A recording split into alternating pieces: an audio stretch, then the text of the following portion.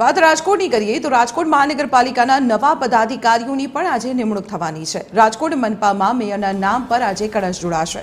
આ વખતે જનરલ પુરુષ ઉમેદવાર માટે મેયર પદ અનામત છે, ત્યારે નવા મેયર પદ માટે મનીષ ભટ્ટનું નામ રેસમાં સૌથી મુખરે છે।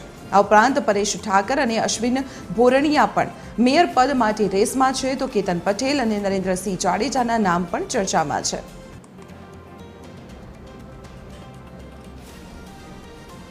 સંવાદદાતા રવિ મોટવાની અત્યારે અમારી સાથે જોડાયેલા છે રાજકોટથી। રવિ, રાજકોટ મનપાને પણ આજે તેના પદાધિકારીઓ મળવાના છે, કયા પ્રકારની હલચલ જોવા મળી રહી છે ત્યાં?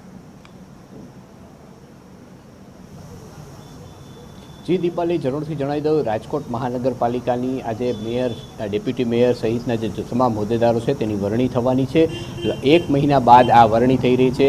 આ ભાજપે સતત મંથન કર્યું કે કોને મેયર, કોને ડેપ્યુટી મેયર, કોને દંડક, કોને શાસક પક્ષના નેતા, કોને સ્ટેન્ડિંગના ચેરમેન બનાવશે, તેના માટે લગભગ 1 મહિના માટે મનોમંથન ચાલ્યું। હવે નામો ફાઇનલ થઈ ગયા છે। આજે સવારના 11 વાગ્યાની આજુબાજુ આ નામો સ્પષ્ટ થઈ જશે। ખાસ કરીને વાત કરવામાં આવે તો આ વખતે જનરલ પુરુષની જે મેયરની દાવેદારી નોંધાવવાની છે, તેમાં ખાસ કરીને જે અત્યાર સુધી જે નામો ચર્ચામાં ચાલી રહ્યા હતા તેમાંથી ખાસ કરીને નરેન્દ્રસિંહનું નામ છે તે સૌથી આગળ ચાલી રહ્યું છે, ને ત્યારબાદ જો કડવા પટેલને તક આપવામાં આવે તો અશ્વિન ભોરાણીયાનું નામ પણ હાલ ચર્ચામાં ચાલી રહ્યું છે, અને બ્રહ્મ સમાજમાંથી નામ આપવામાં આવે તો મનીષ ભટ્ટનું નામ ચાલી રહ્યું છે। ડેપ્યુટી મેયરમાં રઘુવંશી સમાજના દક્ષાબેનને ચાન્સ મળે તેવી સંભાવના છે। સાથે ખાસ કરીને વાત કરવામાં આવે સ્ટેન્ડિંગમાં જો ક્ષત્રિય સમાજને જો મેયરનું પદ મળે તો સ્ટેન્ડિંગમાં પટેલ સમાજને તક મળે તેવી સંભાવના છે। ખાસ કરીને તેમાં કેતન પટેલનું નામ પણ હાલ ચર્ચામાં ચાલી રહ્યું છે। આમ લગભગ 1 મહિનાના મનોમંથન બાદ આજે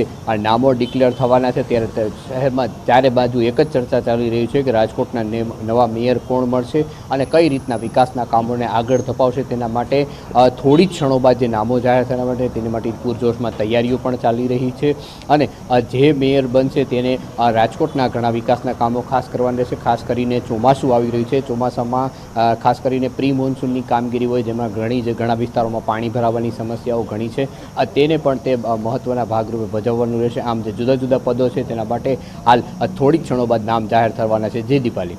જી રવિ, આભાર માહિતી આપવા બદલ। તો રાજકોટ મનપા માટે પણ પદાધિકારીઓના નામની જાહેરાત થવાની છે। થોડી વારમાં જ સામાન્ય સભા મળશે અને શહેર ભાજપ પ્રભારી જે મનપાના જે અધિકારીઓ છે, પદાધિકારીઓ, મેયર સહિત 5 પદાધિકારીઓ તેમના નામની જાહેરાત કરશે।